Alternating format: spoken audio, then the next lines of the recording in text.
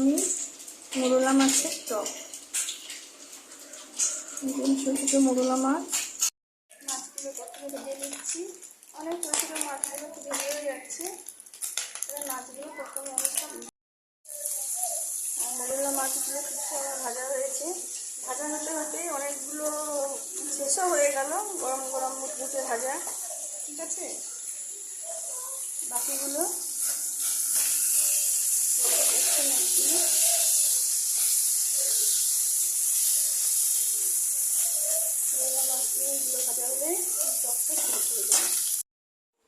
মোরলা মাছগুলো ভাজা হয়ে গেছে। এরপর আমি গরম তেলে, প্রথমেই বলছি যে মাছগুলো আমি প্রথমে সাদা তেলে ভেজে নিয়েছি, তাই একটু পাঁচফোড়ন দিলাম। এখন আমি কাঁচা লঙ্কা দিচ্ছি না। এটার মধ্যে আমি সর্ষে দিয়ে মোরলার টকটা করছি না, আমি সামান্য একটু পোস্ত, নুন, হলুদ, তেঁতুল ভেজানো ছিল, সে তেঁতুলের কাঠটা দিয়ে ভালো করে গুলে নিয়েছি, জলে দিয়ে দিয়েছি। এর মধ্যে তেঁতুলের কাঠ আছে, নুন, হলুদ আছে, আর সামান্য একটু চিনি দিয়েছি।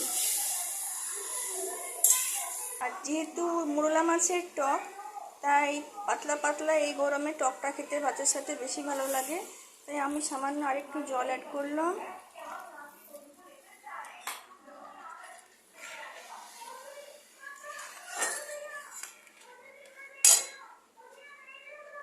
এরপর আমার কাছে এই যে দুটো আমি চেরা কাঁচা লঙ্কা ওপর থেকে দিয়ে দিলাম।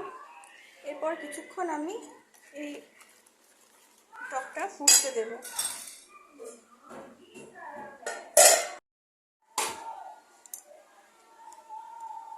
উঠে দেখি ঝোলটা ফুটে উঠে, করতে সময় বেশি লাগে না,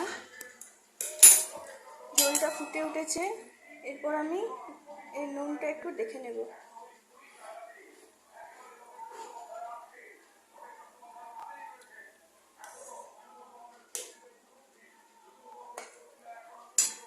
নুনটা একটু কম লাগছে।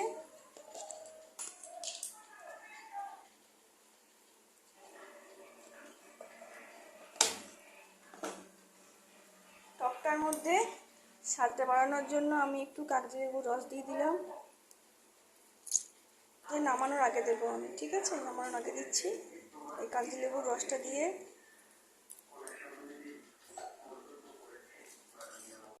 মোরলার টক আমার তৈরি। এরপর আমি মাছগুলো দিয়ে দিলাম।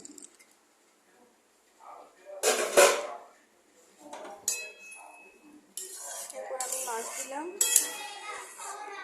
মোরলার টক আমার তৈরি। আমি গ্যাস বন্ধ করে দিলাম।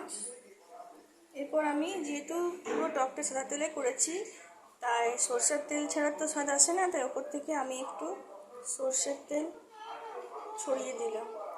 তৈরি আমার মোরলা মাছের টক। এরপর আমি এটাকে কিছুক্ষণ ঢাকা দিয়ে রেখে দেবো।